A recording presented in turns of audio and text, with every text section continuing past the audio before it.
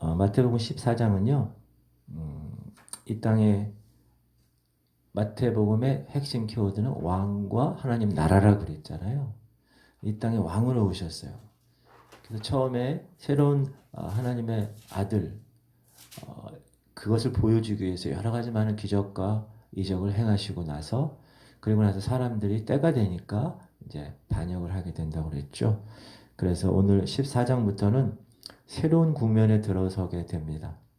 그건 다른 게 아니라 예수 그리스도께서 많은 무리와 함께하지 않으신다는 거예요.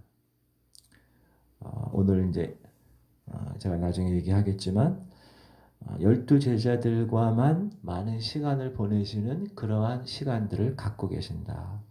그리고 예수님은 이제 다가오는 십자가로의 그 길을 천천히 준비하고 계십니다.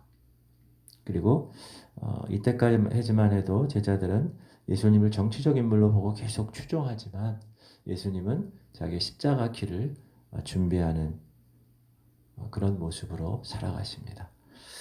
14장에는 세 가지의 중요한 부분이 있습니다. 첫 번째가 핍박이고요. 첫 번째 핍박은 뭐냐? 세례 요한에 대한 죽음이에요. 핍박해서. 그리고 두 번째는 5,000명 우리가 잘 아는 오병이어에 관한 13절부터 21절이고 세 번째는 이제 물 위를 걸으시는 그래서 베드로가 믿음을 가지고 왔을 때 걸었어요. 베드로도. 그런데 나중에 빠지죠. 그런 세 가지 큰 테마를 가지고 오늘 말씀을 나누고자 합니다.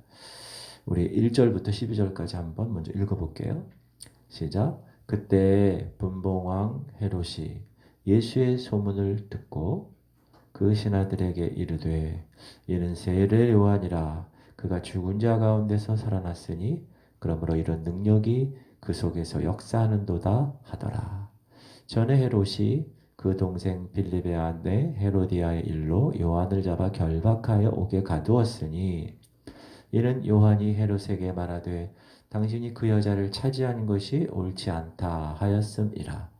헤롯이 요한을 죽이려 하되 무리가 그를 선지자로 여김으로 그들을 두려워하더니 마침 헤롯의 생일이 되어 헤로디아의 딸이 연석 가운데서 춤을 추어 헤롯을 기쁘게 하니 헤롯이 맹세로 그에게 무엇이든지 달라는 대로 주겠다고 약속하거늘 그가 제 어머니의 시킴을 듣고 이르되 세례 요한의 머리를 소반에 얹어 여기서 내게 주소서 하니 왕이 근심하나 자기가 맹세한 것과 그 함께 앉은 사람들 때문에 주라 명하고 사람을 보내어 옥에서 요한의 목을 베어 그 머리를 소반에 얹어서 그 소녀에게 주니 그가 자기 어머니에게로 가져가니라.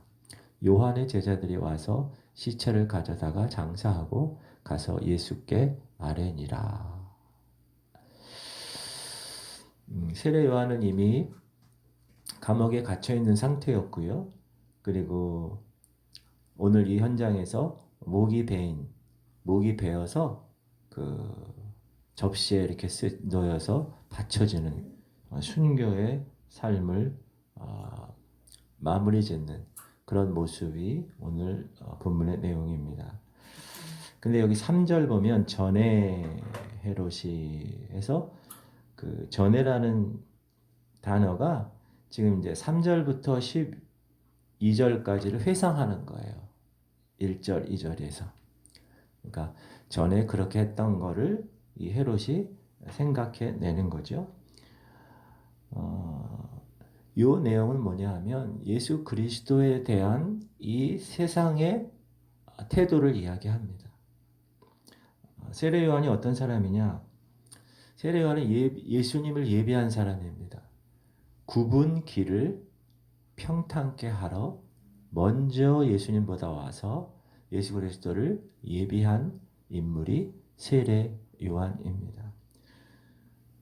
그러므로 세례 요한을 죽였다는 것은 예수를 죽일 것이고 또 세례 요한을 거부했다는 것은 예수를 거부한 것입니다. 왜? 왕의 사자를 죽인 거니까. 왕을 거절한 거죠. 예수께서는 뭐라고 그러시냐면 너희를 영접하는 자는 나를 영접하는 것이다. 이렇게 말씀하세요. 자, 마태복음 보면 시작. 너희를 영접하는 자는 나를 영접하는 것이요 나를 영접하는 자는 나를 보내신 이를 영접하는 것이니라. 무슨 말이냐? 주님이 저와 여러분을 먼저 하나님의 자녀로 삼아 주셔서 제자로 훈련시키고 그러고 나서 세상에 보냈어요. 세상에 있는 사람들이 저와 여러분을 보잖아요. 그 본 상태에서 영접을 하는 것은 저와 여러분을 영접하는 게 아니라 저와 여러분을 보내신 하나님을 영접하는 것이라는 것. 주님이 보내신 사람들을 영접하는 것은 주님을 영접하는 것이다. 그런데 그건 반대 사실도 마찬가지라는. 예수님의 사자인 세례 요한을 거절했다는 것은 예수님을 거절했다는 것. 세례 요한에 죽었다는 것은 예수 그리스도의 죽음에 대한 예고이기도 한다는 것입니다. 세례 요한은 이제 이 땅에서의 자기의 사역이 다 완성되었기 때문에 이제 배척을 당하고 죽임을 당하죠. 그의 사역은 뭐였습니까? 왕의 오심을 전하는 거였습니다. 왕의 오심을. 그리고 하나님의 진리를 충성스럽게 선포했죠. 회개하라. 천국이 갖고 왔느니라. 예수님이 공식적으로 등장하기 전에 이미 그는 광야에서 영적 영향력을 끼쳤던 사람이고 그 세대를 분별해서 정확한 하나님의 메시지를 선포했던 마지막 선지자였다라고 이야기하잖아요. 그리고 이제 그 선지자의 모든 사역이 다 끝나고 이제 순교를 당하는 그런 사람이었습니다. 그리고 세례 요한에 대해서 보통 목사님들이 이야기를 많이 하지 않는데 세례 요한 같은 사람은 참 인간으로서 가장 세례 요한처럼 이런 사람이 없다고 칭찬할 만큼 그는 정말 놀라운 겸손한 사람이었다. 요한복음에 보면 이렇게 얘기합니다. 신부를 취하는 자는 신랑이나 서서 신랑의 음성을 듣는 친구가 크게 기뻐하나니 나는 이러한 기쁨으로 충만하였노라. 세례 요한이 얘기하는 거예요. 신부를 취하는 자는 신랑이지만 서서 들러리하는 신랑 친구는 그 신랑의 기쁜 소리를 그 웃음소리를 듣는 것 그것으로 인하여 기뻐한다는 거예요. 세례 요한은 예수님을 증거하는 걸로 기뻐했다는 것. 그리고 30절 그 유명한 말씀 그는 흥하여야 하겠고 나는 쇠하여야 하리라 하니라. 모든 것을 다 예수 그리스도 그분을 향하여 나아갔다는 사실이죠.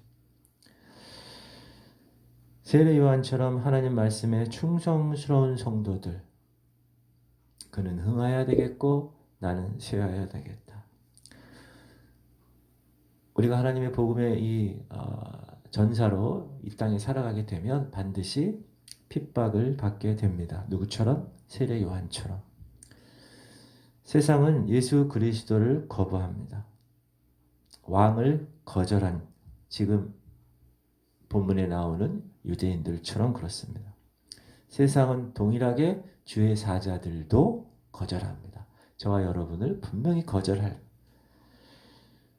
우리 지구촌교회 성도들은 반드시 이런 생각을 가지고 신앙생활 하셔야 됩니다. 제가 계속 반복하는데 영적 전쟁은 시작됐고 그 영적 전쟁을 위해서 우리가 성숙해야 되고 군사가 돼야 되고 전신갑주를 입어야 되고 그렇게 입은 사람은 세상에 나가서 선포하며 세상과 타협하는 게 아니라 길이요 진리요 생명이신 one way 오직 그 길밖에 없다는 것을 선포해야 돼. 근데 선포할 때 세상은 우리를 동일하게 미워할 것입니다. 핍박할 것입니다. 미워하는 정도가 아니고 핍박할 것입니다. 그때 여러분은 그 핍박으로 당하는 모든 것들을 감수하시면서 세례 요한처럼 기뻐해야 되는 거예요. 예수님으로 인하여 신랑의 소리 듣는 것으로만 나는 만족하고 기뻐한다. 그는 흥하여야 되겠고 나는 쇠하여야 되겠다. 예수 그리스도를 위해서 받는 여러 가지 억울함도 있을 것이고 상처도 있을 것이고 여러 가지 있을 거예요. 환난도 있을 것이고. 그러나 제가 계속 말씀드리죠. 영적 전쟁을 위해서 주님을 위해서 영적 전쟁에서 다쳐서 내가 어디가 부러졌다. 내가 어디가 상처를 받았다. 그거는 영광의 상처라고 그랬습니다. 군인이 어디 가서 전쟁터에서 상처를 당한 것은 나라에서 영광스러운 상처로 인정해주고 훈장을 줘요. 보상을 합니다. 반드시. 반드시 나라가 상처의 보상을 치르는 것처럼 하나님 나라도 마찬가지다. 하나님 나라도. 현재 우리는 힘들지만 자 읽어볼게요. 생각하건대 현재의 고난은 장차 우리에게 나타날 영광과 비교할 수 없도다. 비교할 수 없어요. 그러니까 그걸 생각하시면 우리 기뻐할 수 있어야 돼요. 기뻐할 수 있어야 돼요.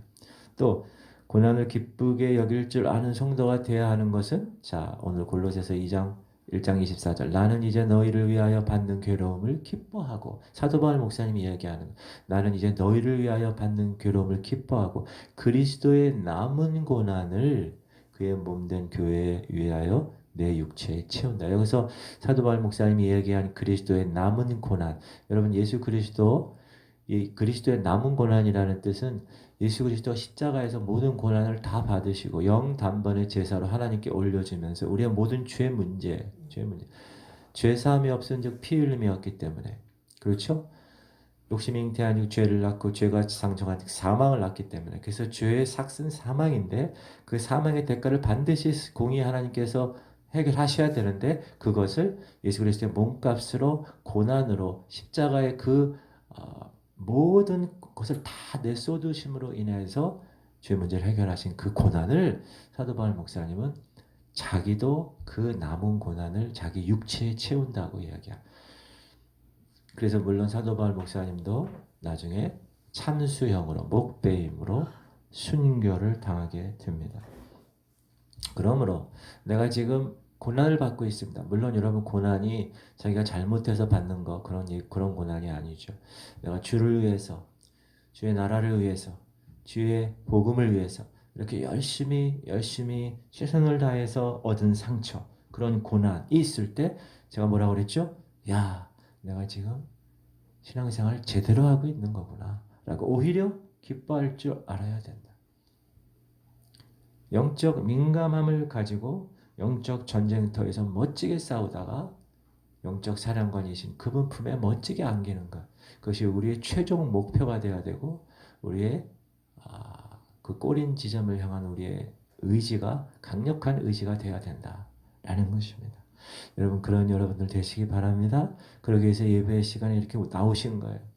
이렇게 예배 시간에도 나오시고 온라인 생활에도 나오시고 코로나가 그 예배 그 현장의 그 뜨거움 예배를 그 갈망하는 그 마음을 끊을 수 없는 거예요. 누가 우리를 예수 그리스도의 사랑에서 끊으리요? 환난이나 고난이나 핍박이나 아무도 우리를 예수 그리스도 사랑에서 끊을 자가 아무도 없다고 분명하게 말씀하셨어요. 코로나 할 수가 없어요. 어떻게 우리를 예수 그리스도의 사랑에서 끊을 수 있어요? 코로나가. 그렇지 않습니다. 그럼에도 불구하고 더 열심히 끝까지 붙드는 거예요. 그런 여러분 되시기를 주 여러분을 축원합니다. 아멘. 두 번째는 오병이어 사건이에요.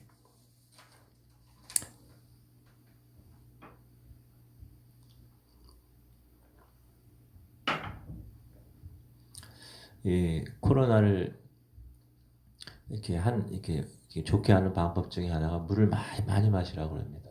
물을 많이 마셔야 좋아진다고 그래요. 몸에 이제 이렇게 열이 나서 그런 것 같은데.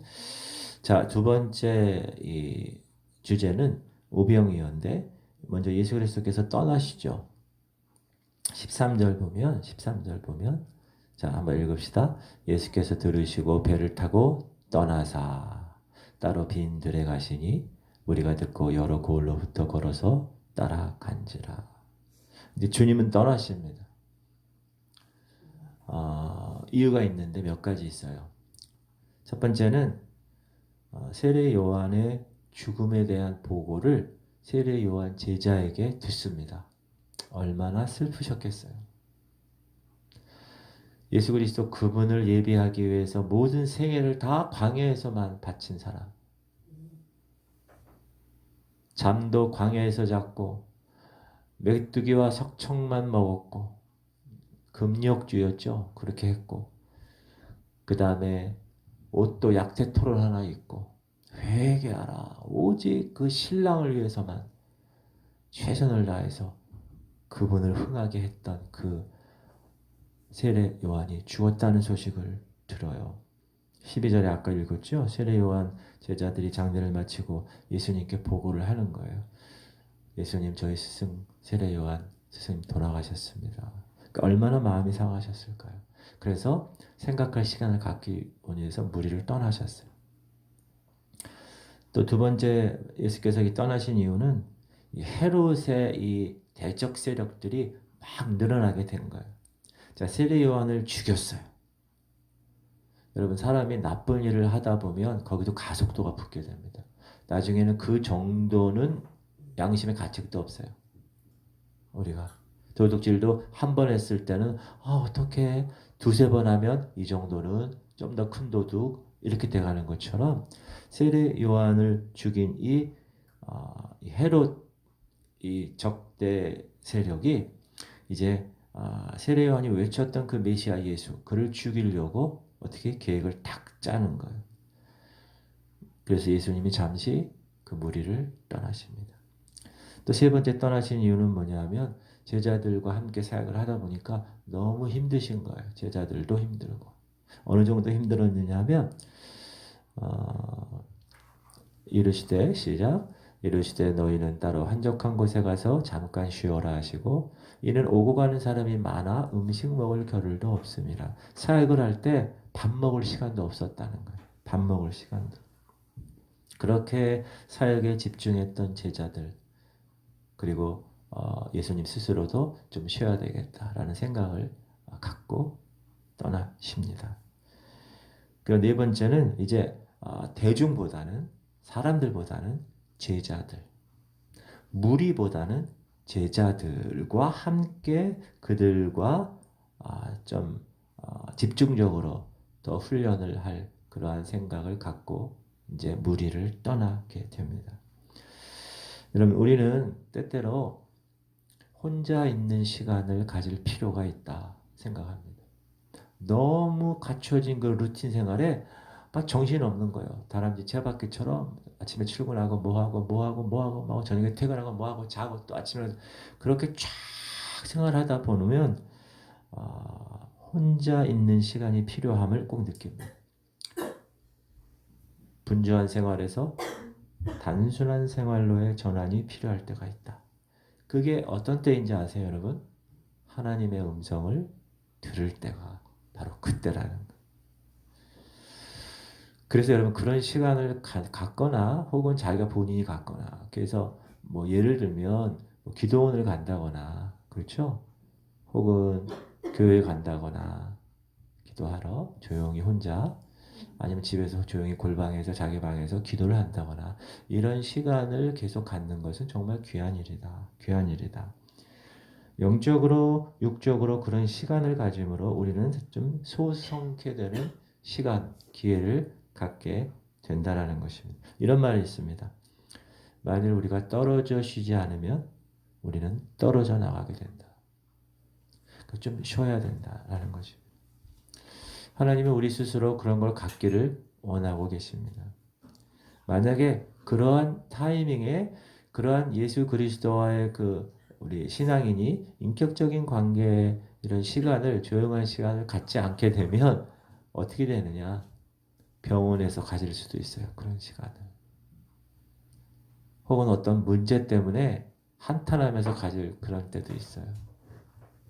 그러니까 여러분께서 그런 것들을 생각하셔서 영적 민감함을 꼭 가지셔야 돼요. 그리고 이제 5,000명을 먹이시는 사건이 나오죠. 자, 14절에 읽읍시다. 예수께서 나오사 큰 무리를 보시고 불쌍히 여기사 그 중에 있는 병자를 고쳐 주시니라. 저녁이 되매 제자들이 나와 이르되 이곳은 빈들이요 때도 이미 저물었으니 무리를 보내어 마을에 들어가 먹을 것을 사 먹게 하소서. 예수께서 이르시되 갈 것 없다. 너희가 먹을 것을 주라. 제자들이 이르되 여기 우리에게 있는 것은 떡 5개와 물고기 2마리뿐이니이다. 이르시되 그것을 내게 가져오라 하시고 무리를 명하여 잔디 위에 앉히시고 떡 5개와 물고기 2마리를 가지사 하늘을 우러러 축사하시고 떡을 떼어 제자들에게 주심에 제자들이 무리에게 주니 다 배불리 먹고 남은 조각을 12바구니에 차게 거두었으며 먹은 사람은 여자와 어린이 외에 5천 명이나 되었더라. 여러분 이 오병이어 사건은 우리가 너무나 많이 알고 있죠. 교회 다니지 않는 사람들도 알고 있어요. 이런 사건은. 근데 이 오병이어 사건을 동일하게 다른 복음서에서도 기술하고 있는데 요한복음에서 이 사건을 기술하는 6장을 보면 이 기적이 말씀으로 설교하는 게 아니라 행동으로 설교하셨다라고 생각할 수 있게 만들었어요. 다시 얘기하면 그분이 생명의 떡으로 요한복음에서는 이야기하고 있다는 거예요. 지금 떡 얘기하는 거잖아요. 요한복음 6장 35절 보면 예수께서 이르시되 나는 생명의 떡이니 내게 오는 자는 결코 줄이지 아니할 터이요 나를 믿는 자는 영원히 목마르지 아니하리라. 이 생명의 떡을 굶주린 군중들에게 주어 먹게 하는 것은 예수 그리스도의 종들, 저와 여러분의 특권이고 책임입니다. 주님의 종들은 예수님께로부터 떡을 받아서 군중들에게 나누어주는 일을 하는 사람입니다. 우리는 먼저 생명의 떡을 이미 섭취한 사람이에요. 거듭나서 이 안에 하나님의 본성, 디바인 네이처가 살아있는 사람이에요. 그래서 이 디바인 네이처, 하나님의 이 본성을 가지고 살아가는 사람이 되었어요. 그러면 이제 어떻게 해요? 떼서 줘야 돼요. 다른 사람들에게. 여기 몇 가지 교훈을 우리 서로 나누겠는데요. 첫 번째는 주님은 적은 것에서 취하셔서 많은 것들의 필요를 채우셨다는 거예요. 그렇죠? 애기 도시락이라고 그랬어요. 그러면 애기가 보리떡 5개라고 그래봐야 조그만 도시락이겠죠. 조그만 보리떡.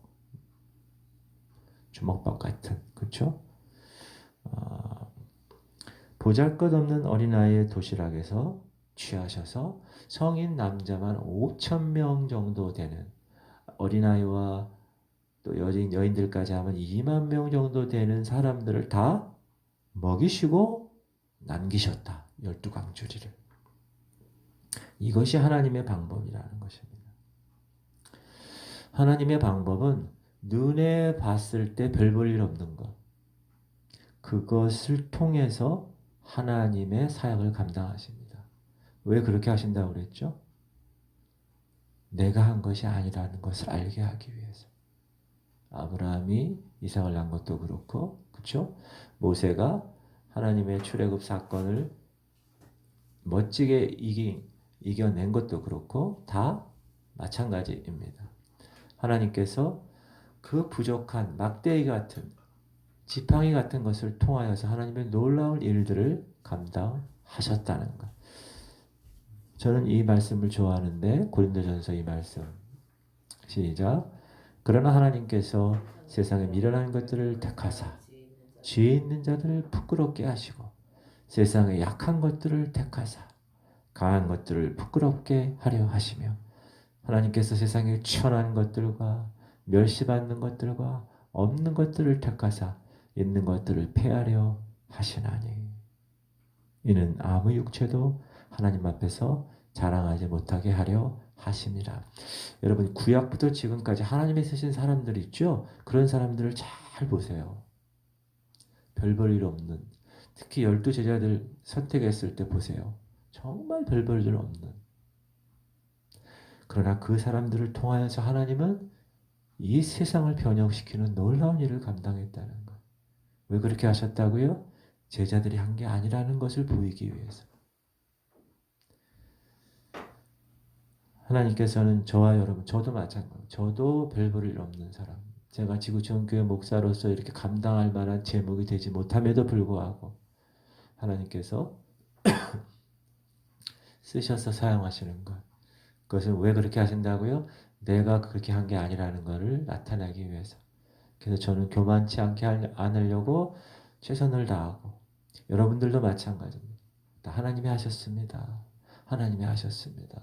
우리 가정의 구원도, 우리 직장의 문제도, 우리 자녀의 이런 것도 다 하나님이 하셨습니다. 그래서 우리가 그 하나님이 하게 하시기 위해서 기도하는 거잖아요. 계속 중보기도 하고 계속, 그렇죠? 선포기도 하고. 두 번째 교훈은 뭐냐면 하나님은 일단 축사를 하셨어요. 축사를 하시고 나서 떼어서 갖다 주라고 그랬어요. 여기서 쪼개셨다는 거예요. 축복하신 것을 쪼개셨다. 그러면 우리에게 무슨 생각을 해야 되느냐? 내가 축복받았으면 쪼개어질 준비가 되어 있느냐를 항상 묻고 살아야 된다. 만약에 축사하시고 떡을 쪼개지 아니하시고 그냥 갖다 줘라 그러면 한 사람밖에 못 먹었을 거예요. 애 도시락이니까. 그러나 쪼갰기 때문에 5천 명을 먹일 수가 있었고 남자만. 그러므로 반드시 쪼개져야 기적이 일어난다는 사실입니다. 예수 그리스도 그분은 그 몸을 십자가에서 쪼개심으로 우리의 모든 문제를, 죄 문제를 다 해결하셨습니다. 죄와 질병과 가난의 문제를 다 해결하셨다는 거예요. 여러분 우리가 공동체 성경 읽기에서 레위기를 공부했을 때 다 각을 뜨잖아요. 이 각을 뜨는 게 뭐죠? 다 쪼개는 거예요. 내 모습은 보이지 않아요. 여러분 각을 뜨면 그게 원래 모습이 나타나지 않아요. 내 모습은 죽고 오로지 하나님 모습만 나타낼 수 있는 그러한 삶으로 쪼개져야 된다. 쪼갠다는 것은 고통을 의미합니다. 그러나 쪼개지지 않으면 절대 기적이 나타나지 않습니다. 영적인 삶에 있어서는 우리가 반드시 쪼개짐을 전제로 한다는 사실을 꼭 기억하시기 바랍니다. 하나님과의 교제는 칼로 쪼개지고 불로 태워져야 그래야 그 사역이 이루어진다는 사실. 그러므로 여러분 항상 생각하셔야 돼요. 내가 쪼개질 준비가 되었는가? 그래야 5천 명을 먹일 수 있는 축복의 스타트가 시작되는 것입니다. 또 하나 우리가 생각할 문제는 지금 세상에 있는 광야에 있는 2만 명이 넘는 사람들에게는 뭐가 필요하다고요? 먹을 게 필요하다는 거예요. 떡이 필요하다는 거예요. 오늘날 이 세상은 죄의 광야에서 굶주려 있는 사람들로 가득 차 있는 세상입니다. 지금 말세가 가면 갈수록 더할 것입니다. 말세의 시작이 언제라고 그랬죠? 예수님이 오기 시작부터가 말세 시작이라고 그랬어요. 예수님 재림 때가 말세 끝입니다. 그러므로 이 말세에 우리가 이 죄의 광야에 있는 사람들에게 생명의 떡을 주는 메신저로서의 사역을 잘 감당해야 한다. 예수님은 저와 여러분이 그 떡을 전달하기를 원합니다. 생명의 떡을. 그러므로 우리의 사명이죠. 그리고 또 하나 우리가 교훈을 얻을 게 뭐가 있냐면 제자들은 5천 명을 어떻게 먹어야 됩니까? 막 이랬더니 돈이 얼마가 필요하고 어디 가서 사야 되고 이런 얘기를 했잖아요. 그때 예수님이 뭐라 그랬죠? 핑계 댔을 때 너희가 주라 그래. 너희가 주라. 예수 그리스도는 그들에게서 취하신 것으로 그들의 필요를 만족시키셨다. 아주 중요한 영적 원리가 들어가 있죠. 주님은 심지 아니하고 거두지 아니하시는 분이다. 심지 않으면. 여러분이 가지고 있는 것을 가지고 그것을 취해서 기적을 이루신다. 그리고 그것은 그 사람뿐만 아니라 주변에 있는 모든 5천 명을 먹일 수 있는 것으로 변화되게 하신다라는 것입니다. 그러므로 항상 우리는 주님 저에게 부족한 것이라도 주님이 취하시면 주님이 요구하시면 제가 어린아이처럼 주님 앞에 내어놓겠습니다. 내 재능도 내 시간도 내 물질도 내 명예도 내 모든 것 내가 정말 이렇게 할 만한 것들 주님이 원하시면 그것을 통해서 취하셔서 이루시는 분이시기 때문에 그러므로 여러분이 꼭 그걸 기억하시고 항상 주님이 원하시면 제가 드리겠습니다. 사도 바울은 자기의 생명조차 귀한 것으로 여기지 아니했을 정도로 주님께 드렸습니다. 그랬더니 예수 그리스도 그분이 그 사도 바울의 그 헌신을 보시고 이방 나라의 모든 사람들에게 그 생명의 떡을 먹이게 하신 것입니다. 그러므로 우리가 하나님의 거룩한 백성의 삶을 살아갈 때 꼭 기억하십시오. 나에게서 취하는 것으로 하나님께서 역사하시는구나. 그게 오늘 오병이어의 성경적 교훈입니다. 그리고 그것으로 끝난 게 아니에요. 5천 명만 먹인 게 아니에요. 12광주리를 남겼다는 거.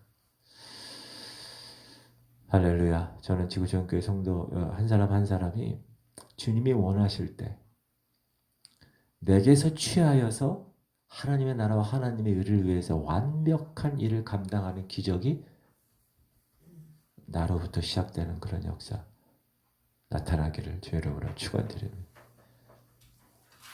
세 번째는 보호에 관한 얘기인데요. 22절부터 36절까지.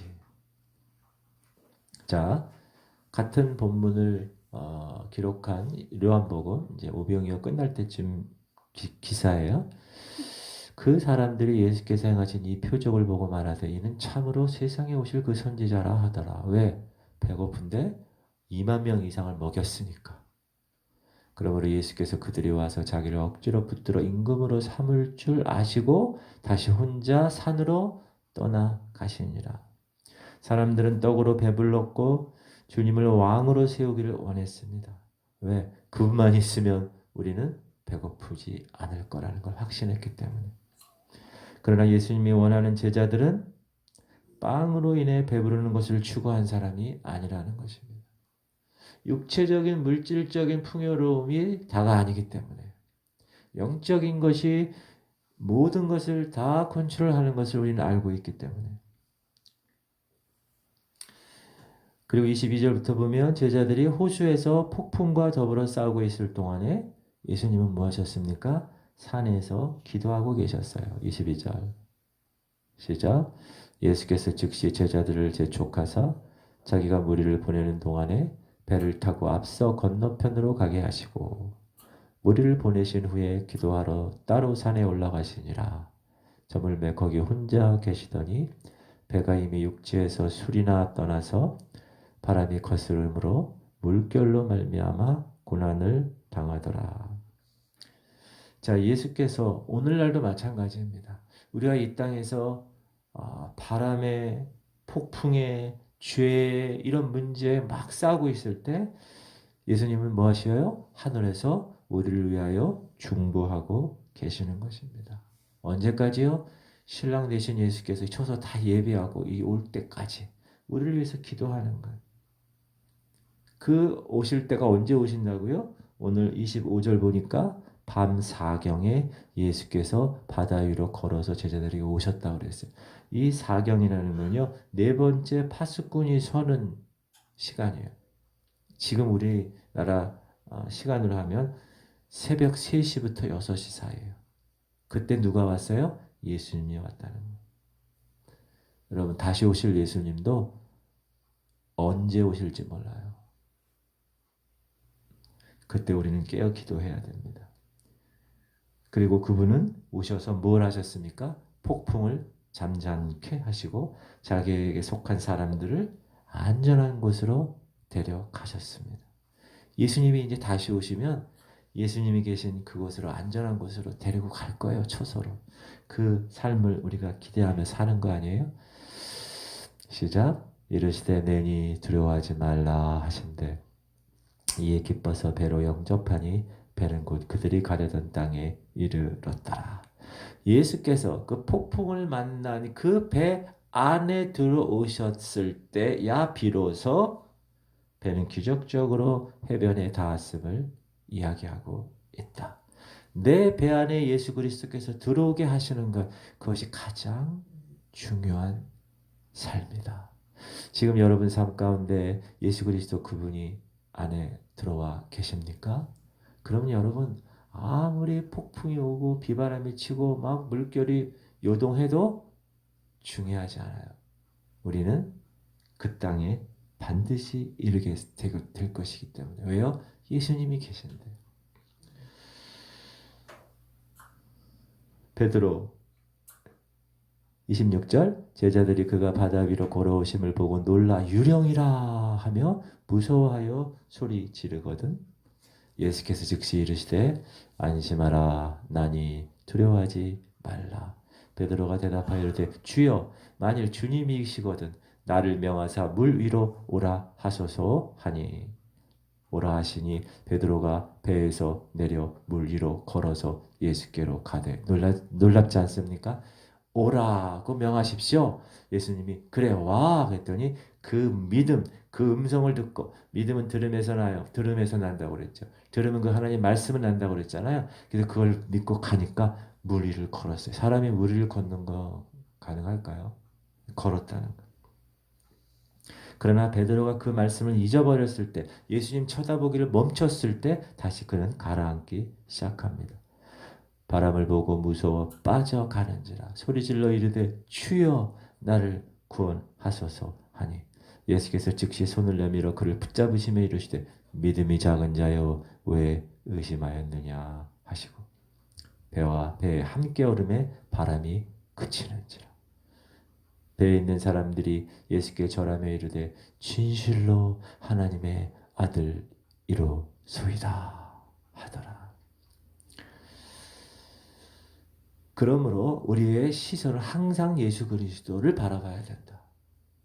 예수 그리스도에서 시선이 다른 곳으로 물, 폭풍, 바람으로 시선이 옮겨졌을 때 베드로는 빠져버렸다. 그러므로 우리가 이 땅에서 해야 할 일, 불가능한 일 같지만 그럼에도 불구하고 우리의 시선을 예수께로 고정시키면 그 불가능한 일이 하나님의 말씀을 믿는 우리에게는 능력이 되어서 내가 그 능력의 주인공으로 살아갈 수 있다. 그러므로 우리가 해야 할 일, 하나님의 아들만 바라보는 것. Fixed on Jesus Christ. 내 눈을 예수 그리스도께서 고정하는 것. 히브리서에 보면 이러므로 우리에게 구름 같은 둘러싼 허다한 증인이 있으니 모든 무거운 것과 얽매이기 쉬운 죄를 벗어버리고 인내로써 우리 앞에 당한 경주를 하며 믿음의 주여 또 온전하게 하신 이 예수를 바라보자. 이 바라보자가 고정시키라는 거예요. 네 눈을 고정시키라. 여러분 우리는 실패할 때조차도 예수님이 우리를 고정 시선을 바라보면 반드시 은혜를 통하여 도와주십니다. 이게 누가 이렇게 지금 경험을 했어요? 베드로가 경험. 베드로가 나중에 베드로 전서에서 이렇게 얘기해요. 너희 염려를 다 주께 맡기라. 이는 그가 너희를 돌보심이라. 할렐루야. 오늘날의 시대는 이 교회에 있어서 폭풍의 시대입니다. 풍랑의 시대입니다. 그런데 여러분 제자들도 폭풍 가운데 있었고 풍랑 가운데 있었다는 것을 꼭 기억해야 돼요. 이것은 예수 그리스도로 인한 풍랑과 핍박의 경험이라는 거예요. 주님께 순종했기 때문에 경험되는 거예요. 하나님의 말씀을 순종하면 반드시 고난과 핍박이 따를 것이라 그랬습니다. 그러나 항상 생각해야 될 것. 그럼에도 불구하고 하늘에서 하나님 나를 보고 계시고 나를 위하여 중보하고 계시며 어느 날 예수 그리스도 그분이 우리를 집으로 데려가시기 위해서 오실 것이다. 믿으시죠? 그 믿음을 가지고 의심과 두려움 없이 끝까지 가는 거예요. 여러분 의심하고 두려움은 짝이에요. 의심하고 두려움. 의심하면 두려워하게 되고 두려워하면 의심하게 돼 있어요. 그런데 믿음을 갖고 있으면 평안해지고 평안해지면 믿음을 갖게 돼요. 그러므로 책망하시죠. 믿음이 적은 자여 왜 의심하느냐. 우리는 믿음이 적은 그리스도인입니까? 아니요. 믿음이 강한 굳센 예수 믿는 것은 받은 증거 많도다. 할렐루야. 하나님께서 우리 지구촌교회 성도들에게 이런 놀라운 주님만 바라보게 하시옵소서. 주님께로만 고정하게 하시옵소서. 내 시선을. 그러면 모든 풍파, 인생의 풍파 다 해결될 줄 믿습니다. 우리 말씀을 기억하면서 통성으로 한번 기도할 때 하나님 세 가지 하나님 고난을 기쁘게 여기게 하시옵소서. 나에게 다가오는 고난 하나님 왜 이렇게 나한테는 이런 일만 있어요? 원망하고 불평하는 것이 아니라 하나님 오히려 세례 요한처럼 주님으로 받는 고난 그는 흥하여야겠고 나는 쇠하여야 되겠다는 마음을 가지고 그 고난을 오히려 기뻐하는 신랑의 그 웃음소리 듣는 것만으로도 이 신부 신랑 들러리가 기뻤다 그런 것처럼 하나님 주님을 위해서 고난받는 모든 것들은 다 주님께 올리는 아름다운 기쁨일 것입니다 하며 고백하게 하시고 두 번째 하나님 부족한 것을 취하셔서 기적으로 이루게 하시옵소서. 하나님 나에게 있는 것 취하시옵소서. 그리고 다 쪼개게 하시옵소서. 그 쪼개 그 아픔과 고통으로 인하여서 하나님 나에게는 놀라운 하나님의 5천 명을 먹일 수 있는 그리고 12광주리가 남을 수 있는 놀라운 도구가 될 것입니다. 내가 쪼개지더라도 내가 내 삶이 정말 달아 없어질 때까지 주님을 위해서 내가 드리겠습니다. 내 생명도 내 재물도 내 시간도 내 재능도 내 달란트도 내 모든 것들도 다 드리겠습니다. 그 마음을 저에게 허락하시옵소서. 주님 우리의 시선이 Jesus Christ 예수만 바라보게 하시옵소서. 오직 그분만 바라보고 그분 신랑 되신 그분이 이제 오실 그날까지 주님 품 안에 안길 때까지 최선을 다하여 감당하게 하시옵소서. 우리 오경식 집사님 최장암 주께서 만져주셔야 되겠습니다. 주께서 해결해 주셔야 되겠습니다. 주님 신영조 집사님 가정 이 의진 이 성진 하나님 그 가정을 붙들어 주셔야 되겠습니다. 우리 기도 제목을 놓고 주님 이름 한번 기도하겠습니다. 주여 하나님 감사합니다. 주님 감사합니다. 오늘도 주께서 우리에게 아름다운 하나님의 거룩한 말씀을 주셨습니다. 하나님의 말씀대로 살기를 원합니다. 힘들고 어려워도 승리하기 원합니다. 하나님 붙들어 주시옵소서. 주님 역사하시옵소서. 하나님 우리 성도들 주님 때문에 받는 고난 오히려 그것을 기쁘게 여기게 하시옵소서. 하나님 오병이어를 통하여서 내 가진 것에서 내게서 취하여 그것으로 인하여 축사하시고 그것을 인하여 떼었을 때 쪼갰을 때 그 고통과 힘든 가운데서도 주님 5천 명 이상을 먹이시고 12광주리를 남기신 걸 우리가 압니다. 하나님 역사하시옵소서. 주님 인도하시옵소서. 주님 만져주시옵소서. 주님 그리고 주님 오시는 그날 내가 가서 너희를 위하여 처소를 예비하면 내가 다시 와서 너희를 내게로 영접하여 나 있는 곳에 너희도 있게 하리라. 주님 말씀하신 대로 이제 다시 오실 때 주님의 처소에 나를 영접하실 때 신부인 저희들을 다 영접하실 때 이 교회를 영접하실 때 하나님 주님만 바라보고 끝까지 이겨내게 하시옵소서. 이겨내게 하시옵소서. 주님 감사합니다. 주님 만져주시옵소서. 아버지 하나님 지금 이 모든 상황을 주님 보고 아십니다. 하나님께서 우리 지구촌 교회 모든 삶을 성도들의 모든 신앙을 주님 붙들어 주셔서 매일매일 승리하고 매일매일 주님 앞에 나와 예배하며 매일매일 주님께 영광 돌리며 살아가는 하나님의 백성들 되게 하시옵소서. 하나님 우리 오경식 집사님 불쌍히 여기시옵소서. 치료의 강선을 바라여 주시옵소서. 여호와를 경외하는 너에게는 의로운 해가 떠올라서 치료하는 광선을 바라야니 외양간에서 나온 송아지처럼 기뻐 뛸 것이다. 주님 말씀하신 대로 이 시간 치료하시옵소서. 예수의 피를 바릅니다. 하나님 모든 사악한 것들 떠나갈지어다. 모든 암세포들은 다 새롭게 회복될지어다. 채찍에 맞음으로 나음을 입었음을 선포하며 머리에 손을 얹은 적 나음을 입었음을 선포하며 하나님 이곳에 하나님의 영이 임하셔서 아버지 그 모든 것들이 다 변화될 수 있도록 주님 역사하여 주시옵소서. 하나님 우리에게 놀라운 일이 일어날 걸 믿고 나갑니다. 신영길 집사님 가정도 말문이 트이게 하시고 혈관 육정암이 다 낫게 하시고 하나님의 그 모든 폐암 휴유증 다 낫게 하셔서 그 하나님의 가정들이 다 우리의 중보의 모든 기도를 통하여 완벽하게 해결되어서 주님께 영광과 찬양과 존귀 돌리며 우리가 이 것들을 가지고 하나님의 놀라운 간증의 재료로 하나님을 영화롭게 하는 놀라운 것으로 아버지 하나님 인도하여 주시고 역사하여 주시옵소서. 오늘도 아버지 말씀 받았사오니 말씀 받은 대로 행하게 하시고 영광과 찬양과 존귀 돌리게 부족하지 않도록 하나님의 능력이 우리를 통하여 일어날 수 있도록 하나님 역사하시고 주님 인도하시옵소서. 하나님 코로나 바이러스는 이 시간 예수 이름으로 묶어놓고 떠나갈지어다. 우리 지구촌 교회 문인방과 문설주에 예수의 피를 바른다. 우리 성도들의 집과 인방에 예수의 피를 바른다. 모든 사악한 것들은 다 떠나갈지어다. 다 유월될지어다. 다 지나갈지어다. 하나님 더 건강하게 주님으로 인하여 더욱더 겸손하게 하나님을 위해서 최선을 다하여 달려가는 우리 모두가 되게 하여 주시옵소서.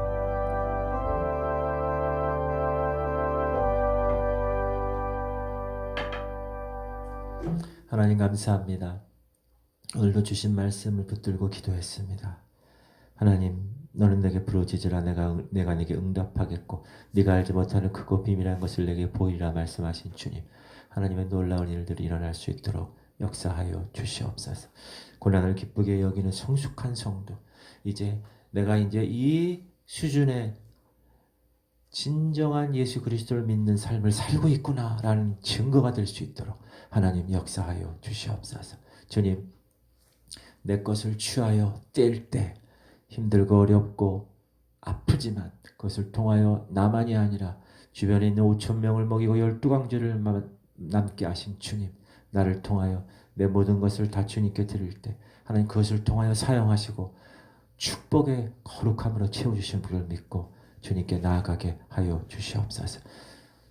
주님만 고정시키고 주님만 바라보며 나아가는 우리 모두가 되게 하여 주시옵소서. 우리 오경식 집사님, 또 신영주 집사님, 아버지, 주님께 올린 이 기도의 모든 것들 주님이 들어 응답하시되 하나님의 방법으로 우리가 알지 못하는 크고 비밀한 것으로 주님이 변화시키는 놀라운 역사가 나타나게 하여 주시옵소서. 감사드리며 예수 그리스도 이름으로 기도합니다. 아멘.